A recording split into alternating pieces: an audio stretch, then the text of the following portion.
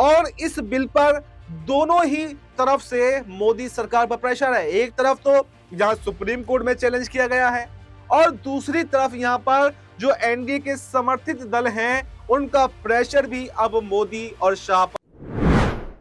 तो क्या वक्फ संशोधन कानून बीजेपी को भारी पड़ने वाला है? क्या सुप्रीम कोर्ट से झटका अब बीजेपी को लगने वाला है और खुद यहां पर मोदी शाह वक्फ बिल को वापस लेंगे? जी हां, नमस्कार। नेक्स्ट 9 न्यूज पर आपका बहुत बहुत स्वागत है और मैं हूं आपके साथ वफा अब्बास।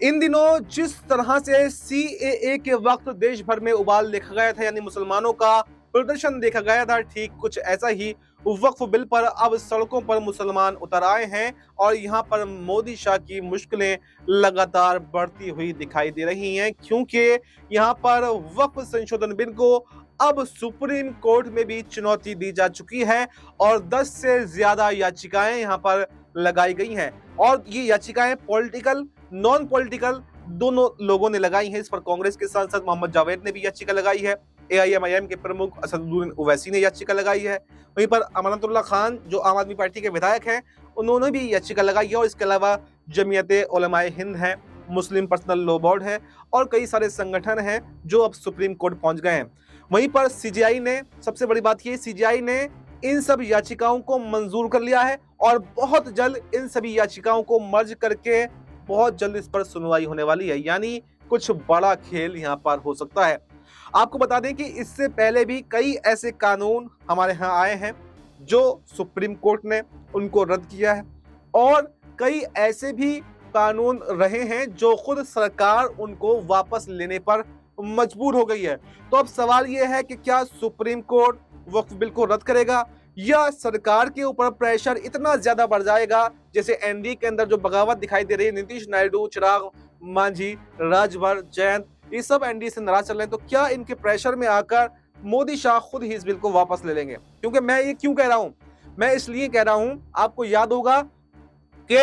2019 चुनाव से पहले एक बिल आया था यहाँ पर, कृषि कानून बिल, जिसमें 3 कृषि कानून लाए गए थे जो नए पास किए गए थे। वो भी लोकसभा राज्यसभा से पास होने के बाद में राष्ट्रपति की मोहर उस पर लग गई थी। लेकिन जैसे ही प्रदर्शन किसानों का हमारे देश के अंदर बढ़ा और तेजी से बढ़ा, उसके बाद में क्या हुआ आप सबने देखा कि खुद यहाँ पर यही सरकार थी, यही मोदी शाह थे, इनको खुद सामने आकर वो कृषि कानून वापस लेना पड़ा था। और वहीं पर अगर रद्द करने की बात करें, सुप्रीम कोर्ट से कौन कौन से कानून रद्द हुए हैं, तो हालांकि फहरिस्त तो लंबी है, लेकिन मैं अभी हाल ही का एक छोटा सा एग्जांपल आपको देना चाहता हूं, जो अभी 2024 के चुनाव से पहले, यानी इलेक्टोरल बॉन्ड का मामला, वो भी संसद द्वारा पास किया गया था, जिसमें इलेक्टोरल बॉन्ड का बात थी, जिसमें चंदा लेने की बात थी, उसको भी सुप्रीम कोर्ट ने असंवैधानिक बताकर उसको निरस्त कर दिया था। तो सरकारों ने भी बिल वापस लिए हैं और सुप्रीम कोर्ट ने भी रद्द किए हैं और इस बिल पर दोनों ही तरफ से मोदी सरकार पर प्रेशर है। एक तरफ तो जहां सुप्रीम कोर्ट में चैलेंज किया गया है और दूसरी तरफ यहां पर जो एनडीए के समर्थित दल हैं उनका प्रेशर भी अब मोदी और शाह पर पड़ रहा है, क्योंकि आपने देखा कि किस तरह से यहां पर पिछली बार की अगर बात कर ले, पिछली बार तो बहुमत था। 2019 के चुनाव से पहले बीजेपी के पास में अपना खुद का बहुमत था, 330 सीटें खुद के दम पर थी, खुद की सरकार थी, उसके बावजूद चुनाव में हार का डर देख उन्होंने कृषि कानूनों को वापस ले लिया। और इस बार डबल प्रेशर है, क्योंकि अपने दम पर सरकार नहीं है, बैसाखियों के दम पर सरकार है। नीतीश नायडू, चिराग मांझी, सब दल मिलाकर के उन्हीं के बल पर सरकार बनी हुई है। अगर वो हट जाए तो सरकार ही गिर जाएगी, तो बिल पास होने का कोई मतलब ही नहीं बनता। एक तरफ सुप्रीम कोर्ट में चुनौती मिल चुकी है और कहा यह जा रहा है, राजनीतिक जानकारों का, कानून के जानकारों का कहना यह है कि सुप्रीम कोर्ट में यहां पर वक्फ बिल रद्द हो सकता है और अगर रद्द भी नहीं हुआ तो जो सुधारों की बात मुस्लिम संगठन कर रहे हैं वो सुधार तो जरूर करने का ऑर्डर सुप्रीम कोर्ट दे सकता है, क्योंकि यहाँ पर समानता के अधिकार को, आर्टिकल 25-26 को कहीं ना कहीं चैलेंज किया गया है। यानी और भी ट्रस्ट होते हैं, हिंदू ट्रस्ट होता है, मुस्लिम का ये पर्सनल लॉ, मुस्लिम के मतलब वक्फ बिल है, ये उनका अपना वो है। ऐसे क्रिश्चियनों के ट्रस्ट होते हैं मंदिरों के लिए, गुरुद्वारों के लिए, और सिखों के ट्रस्ट होते हैं गुरुद्वारों के लिए। सबके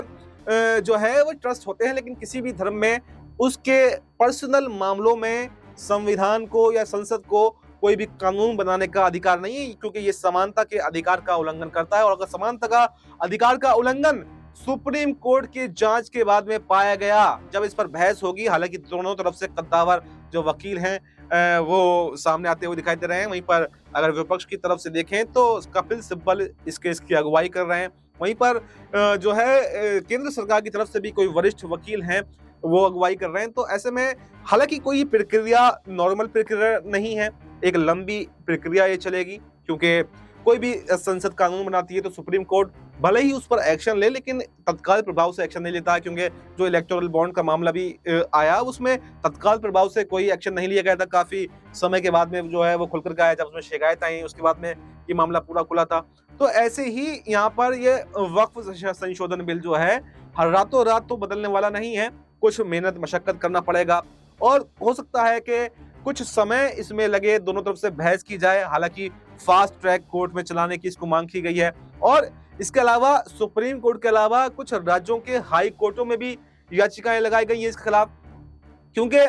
वक्फ का बोर्ड जो है वो स्टेट वाइज अलग होता है और सेंट्रल वाइज जो है वो अलग होता है। तो स्टेट के उत्तर प्रदेश के अंदर यहाँ पर और चंडीगढ़ हाई कोर्ट के अंदर, बिहार के पटना हाई कोर्ट के अंदर और केरल के हाई कोर्ट के अंदर कई सारे हाई कोर्ट भी ऐसे हैं जहां पर याचिकाएं लगाई गई हैं। तो अब देखना यही काफी दिलचस्प होने वाला है कि क्या वक्फ बिल जो है, वक्फ संशोधन बिल जो है, क्या ये सुप्रीम कोर्ट इसको रद्द कर देगा या फिर सरकार के ऊपर इतना प्रेशर आ जाएगा जब सरकार गिरने की बारी आ जाएगी। क्योंकि नीतीश नायडू ने अब खुल्ला चेतावनी देती है, जब से नीतीश की पार्टी में इस्तीफों की झड़ी लगी है, 20 से ज्यादा पदाधिकारी, 7-8 से ज्यादा जो है उनके नेता, वो इस्तीफा नीतीश कुमार की पार्टी में दे सकते हैं। उसे चिराग पासवान भी अछूते नहीं है, जयंत चौधरी भी अछूते नहीं है और यहाँ पर चंद्रबाबू नायडू के पार्टी में भी कुछ ऐसा ही है, उनकी पार्टी में भी हलचल मची हुई है। तो क्या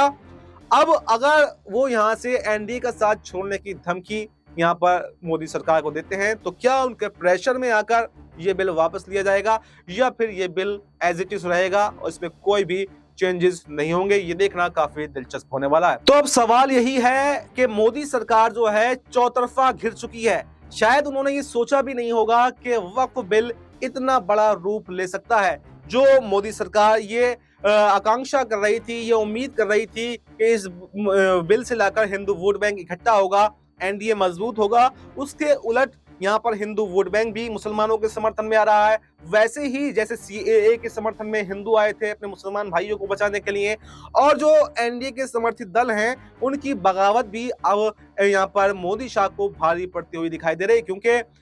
एनडीए की सरकार अपने बल पर तो है नहीं और अपने बल पर सरकार ना होना इस बार इस सरकार की सबसे बड़ी कमजोरी है। और बिहार में इस बार चुनाव भी आ रहे हैं, उस चुनाव का प्रेशर भी यहाँ पर मोदी शाह को जो है वो भारी पड़ता हुआ दिखाई दे रहा है। क्योंकि कई दल ऐसे हैं बिहार के अंदर, वही नीतीश कुमार, चिराग पासवान, जीतन राम मांझी, जो एनडीए से इस बिल को लेकर नाराज हैं और जैसे प्रदर्शन देश भर में दिखाई दे रहे हैं, तो ठीक वैसा ही कुछ माहौल है जो सीएए के वक्त देश के अंदर हुआ करता था। तो अब यहाँ पर मोदी और शाह को कोई फैसला समझ में नहीं आ रहा, क्योंकि यहाँ पर जो विपक्ष है, जो टूटा हुआ बिखरा हुआ दिख रहा था, वो विपक्ष भी अब एकजुट हो गया है और मोदी शाह के इस्तीफे की मांग करने लगा है। तो अब सवाल यही है, क्या एनडीए के सबसे बड़े दल यानी कि नीतीश कुमार और चिराग पासवान और चंद्रबाबू नायडू, क्या अब मोदी सरकार को झटका देकर विपक्ष के साथ में आ जाएंगे और क्या इंडिया गठबंधन की सरकार बनती हुई दिखाई देगी या फिर दोबारा से सरकार भंग होकर दोबारा से देश में चुनाव हो सकते हैं? और सुप्रीम कोर्ट क्या इस पर फैसला करता है, ये देखना भी काफी दिलचस्प होने वाला है। फिलहाल इस खबर में इतना ही। इस पूरे मुद्दे पर, इस पूरी खबर पर आपकी क्या राय है, कमेंट बॉक्स में अपनी राय जरूर दें और हमें दीजिए इजाजत। नमस्कार।